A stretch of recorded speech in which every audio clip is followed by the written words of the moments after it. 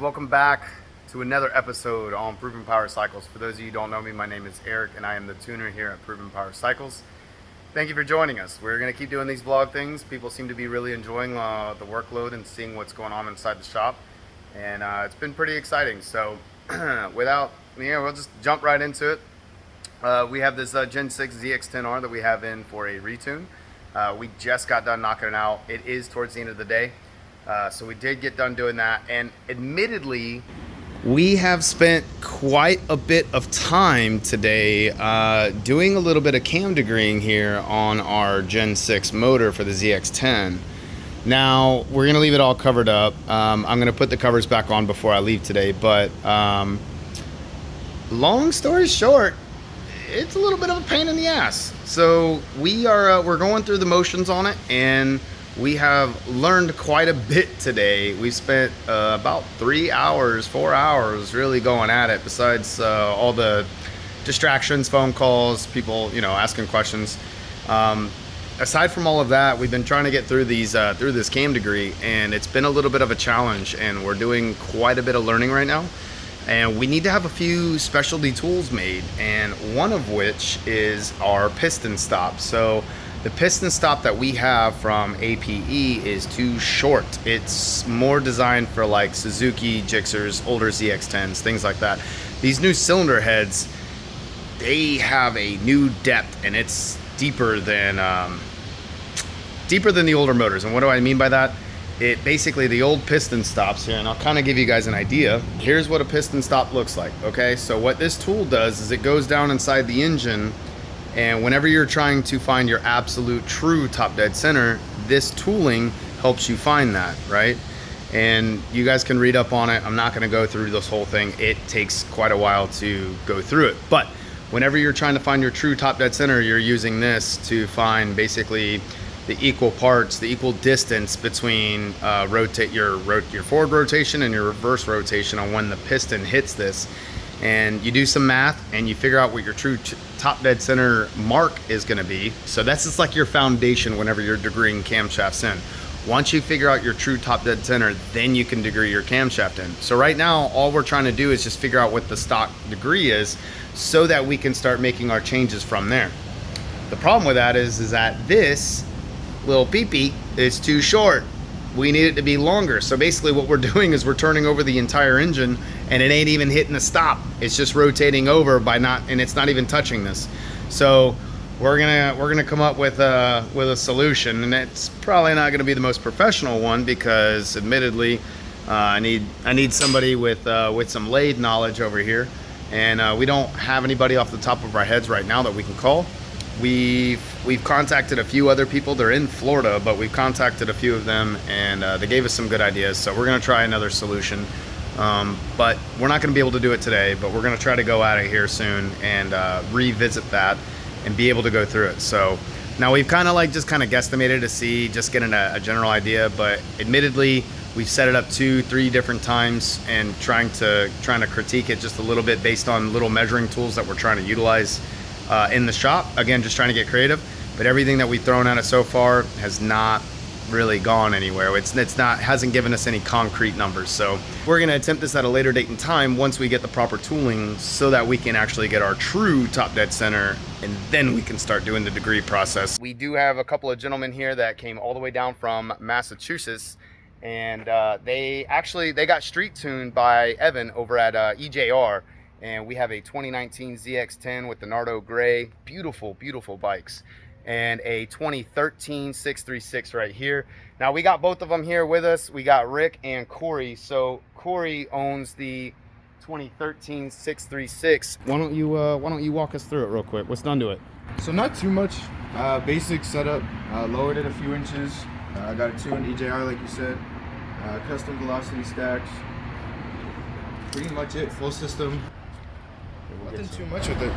Nothing too much, but it moves. Okay, so what he was saying, we have a custom set of stacks. So Evan actually modified the OEM stacks, is what they were saying. Full Acra exhaust air filter. What do we got? Sprint air filter. So we have the P08 F185. So he's got a racing air filter, the Sprint P08 F185, and And chain and sprocket, he does have that 520 kit.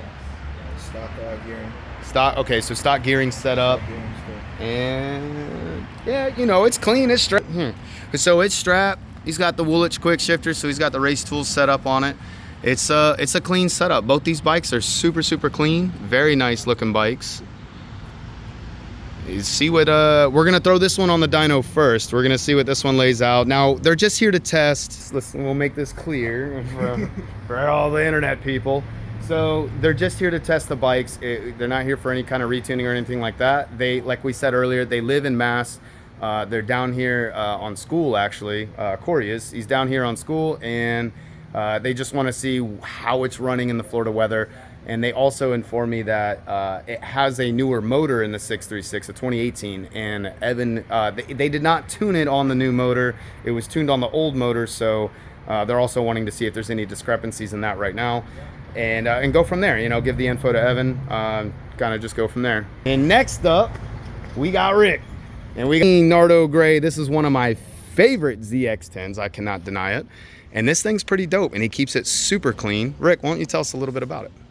It's a 19. It's got the sprint filter, full Akrapovic exhaust, the airbox mod to lower it a little bit. Bunch of no speed things, but like accessories and things like that I have on it. And this exhaust isn't one you see too often. That thing is beautiful. So you were telling me, how many of these did they make? 30 in the world. 30 in the world. Yeah, this one's number 5 of 30. 5 of 30. Oh, here, let me get a close up of that. Limited edition, 5 of 30. Damn, that is badass. I mean, the finish on this is incredible, you know, and it is an Akrapovic, so you know it's gonna make power. We have, so what else? We got some air duct cooling here for the brake system. He's got the AIM dash. You know, he does have some little goodies, obviously, the Bonamici. He's got some of these, the domino grips. He does have some other odds and ends. We haven't really gone over that per se, but for the most part, we were asking more for like just performance work, what he has done, just so we can kind of get an idea. We have a couple of ideas on numbers, but you know, again, this is why they're here. They want to see AFRs. They just want to see the overall curve, considering they're in Florida and they're not in Massachusetts right now. So, airbox is wrapped. They did an airbox mod like he was stating. I want to say, you know, all in all, that's about the gist of it, guys. He's also got the race tools package. That doesn't really matter as far as all the tuning aspects go, because ultimately the tune is going to be more geared on, you know, the ETV mapping. We got ignition timing mapping, fuel mapping, things like that. The quick shifter and all that jazz, although that does play a huge role in racing and just drivability wise, it does not play a role in the dyno, the horsepower numbers. So, but yeah. All right, and you guys got, okay, so Q4. Yeah, that's right. And he does have a 520 kit on this one as well. Looks like we have a Vortex EK3D with a Vortex steel sprockets here. Those two for you guys. So this is the EK black and gold chain. It is a 3D chain, and then we have the steel sprocket and a Vortex steel rear and a steel front. So, but again, great looking bike all in all. This thing is beautiful. I love, love, love the Nardo Gray. I cannot deny it. I'm a fan. So, all right, well, we're gonna get the, we're gonna start on the 636 first. We're gonna get that thing on the dyno, gonna get it strapped down and shoot a little bit of video and see what this thing lays out, all right?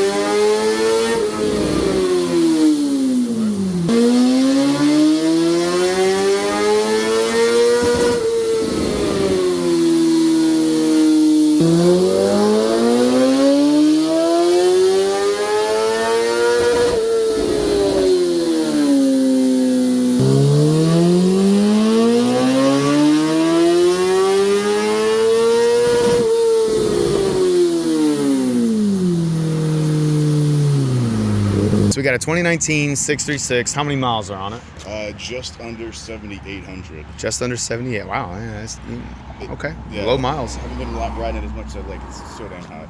Yeah, it is good. It's, you gotta Graves. love Florida. So we got a full Graves. All right. Cannon air filter, but Yeah. So we got Cannon air filter, and then what else?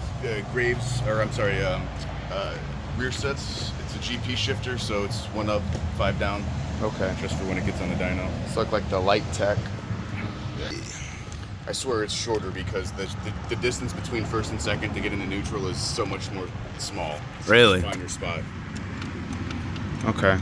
I'm just feeling it. See, it's got a good throw. Yeah, I mean, good. it does have a tighter throw, though. This is a lot tighter than like OEM. Yeah. The OEMs are a little sloppy.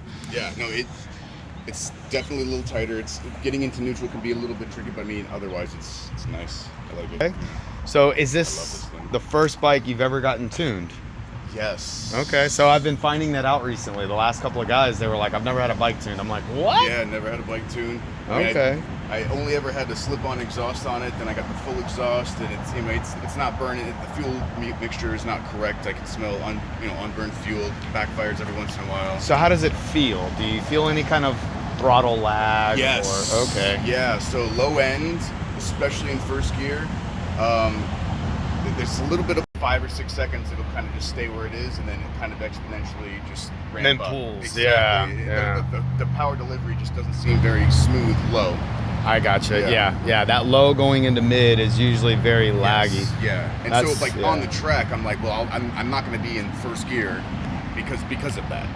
I gotcha. Even in a hairpin or something, I Right. wouldn't want to be in first So gear. now you're trying to change the way you drive based on the way this rides. exactly. Yeah, and it So- doesn't have that smooth on throttle. Yep. So that's the biggie that we fixed. So that way it's a lot more comfortable. It's a lot more predictable. The Yeah, power good. band. Good. So well, dope. So yeah, we got a little work to do here, and yeah, we'll get it dialed in here. I'm excited. Sweet. So this is another thing that we caught. So these are the things that we catch whenever we go through the dynos and everything. So look right in here.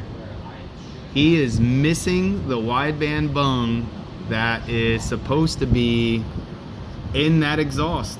It's been open. So who knows how long this thing has been literally seeping exhaust gas all down here by his oil pan. This is by the frame, oil pan, the rear dog. It's been spitting out exhaust gas right underneath you, in fact. So we're gonna plug that up for him today. We have some plugs, but yeah, that is pretty wild that he rolled in and that's been open. So he probably has no idea. So that's something else that we catch while we're dyno tuning bikes. These are the things that you come in here, we find them, we fix it. So it's gonna feel incredible to the guys. So the exhaust is gonna flow a lot better now too. So we'll talk about the issues you had before the tune. It bogged down low a lot. I mean, it was running really rich, but that's because of the exhaust, obviously. Yep. And cleaned that up a lot. The shifting felt like it was a lot smoother, ripping through the gears and quick shift. I mean, I only ripped it up to like 4th gear, really, but Yeah. Okay. Yeah, I know. We're in the Key, city. Not really Yeah. most places to rip it out on. But it rode really smooth, honestly. It felt nice. Did you adjust this lever at all? Yeah. Yeah, I felt that because I was like, I don't know if it's because I've been on the Harley for a week or if it's because So a lot of times, so I'll show you this too. I did it on one of my videos, but you see that slight play before it actually like pulls. Yeah. So the rule of thumb is you want to be able to fit about a nickel in between that slot. So.